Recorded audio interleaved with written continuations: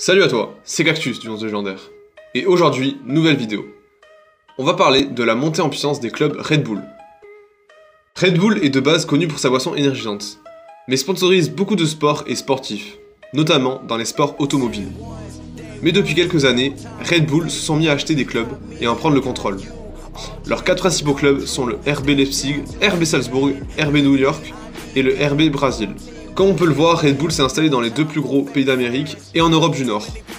On va parler rapidement des deux clubs d'Amérique et ensuite on va parler en détail des clubs européens. Le Red Bull Brasil est un club de football brésilien fondé à Campinas, à Sao Paulo, en novembre 2007 par Red Bull. En quelques années, il monte de division en division jusqu'en 2015 où il tente d'atteindre la Serie A, ligue la plus élevée au Brésil. Mais en raison de l'échec du plan d'atteinte de la Serie A, Red Bull a formé un partenariat avec le club Atlético Bragantino pour fusionner les deux équipes et former le RB Bragantino. Red Bull New York. Le club est un membre fondateur de la MLS, mais a changé de nom à plusieurs reprises. Le nom original était MetroStars de New York, New Jersey, jusqu'à 1997. De 1998 à 2006, le nom de l'équipe était MetroStars, et à la fin de cette période, le club fut racheté par le groupe Red Bull, qui changea le nom en Red Bulls de New York.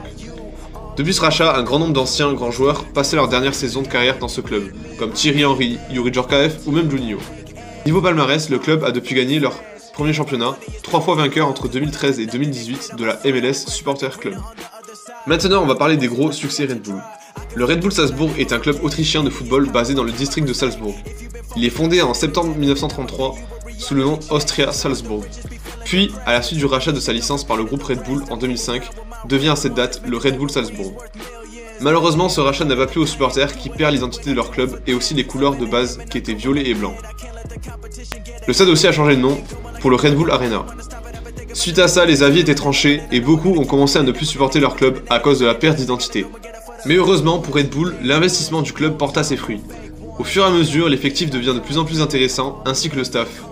Et niveau palmarès, Salzbourg peut remercier Red Bull. Avant leur rachat, ils n'avaient gagné que seulement 3 fois le championnat autrichien, et depuis 2005, ils l'ont gagné 10 fois. Ce qui veut dire que sur 13 ans, ils ont été quasiment champions chaque année. Et pour la Coupe d'Autriche, ils ne l'avaient jamais remportée avant 2005, et depuis, ils l'ont gagné 6 fois. En Coupe d'Europe, Salzbourg arrive à accéder plusieurs fois en Ligue Europa, mais sans dépasser les 16e de finale. Mais il y a eu un miracle en 2007. Salzbourg était demi-finaliste de Ligue Europa contre l'Olympique de Marseille. Et cette année en ce moment, ils sont en Ligue des Champions, avec un groupe très difficile, mais ils font de bonnes prestations, avec leur excellent attaquant Haaland. Mais le bonheur des uns font le malheur des autres. Depuis leur rachat, Salzbourg écrase la concurrence dans leur championnat, qui avant était dominé par le Rapid Vienne. Red Bull Leipzig est un club qui a été créé et non pas racheté comme les autres clubs. Il a été créé en 2009, ils ont comme objectif d'être promus en Bundesliga dans les 5 à 10 ans à venir. Pour cela, Red Bull prévoit d'investir plus de 100 millions d'euros sur 10 ans. Et le pari a été réussi. Leipzig en 2016 et en Bundesliga, soit en 7 ans. Avec beaucoup d'investissements et recrutements, depuis 2016, Leipzig est un concurrent sérieux qui gêne notamment les grosses écuries comme le Bayern, Dortmund, Schalke, et pour leur première saison en Bundesliga, ils finirent 2e derrière le Bayern, et sont allés en Ligue des Champions, puis relégués en Ligue Europa, où ils se sont fait éliminer en quart contre l'Olympique de Marseille. Mais contrairement que dans les autres pays, Red Bull rencontre beaucoup de difficultés au niveau de la popularité. Dès leur création, les matchs amicaux contre le Lokomotiv Leipzig, club historique de la ville, a dû être annulés à cause des différentes manifestations de supporters. Et puis, le pire reste à venir. Comme l'explique Clark Whitney, journaliste spécialiste du football, les fans allemands sont très attachés à leurs équipes, leurs couleurs et leur histoire. Des traditions qui font défaut au RBL, club artificiel dont le succès ne tient qu'aux billets verts injectés par Red Bull. Pour ses fans, Leipzig est un club en plastique et représente une menace pour la culture allemande. Et depuis 2009, les actions des fans contre le LRB se sont multipliées. De nombreux supporters boycottent les déplacements de leur équipe à Leipzig et il existe un groupe Nein zu RB rassemblant tous les opposants au projet. Mais d'autres voix, bien plus violentes, descendent des tribunes.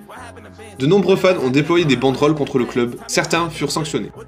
En 2015, les fans de Leipzig ont déployé une banderole comparant Dietrich Mateschitz, le président de Red Bull, à un nazi.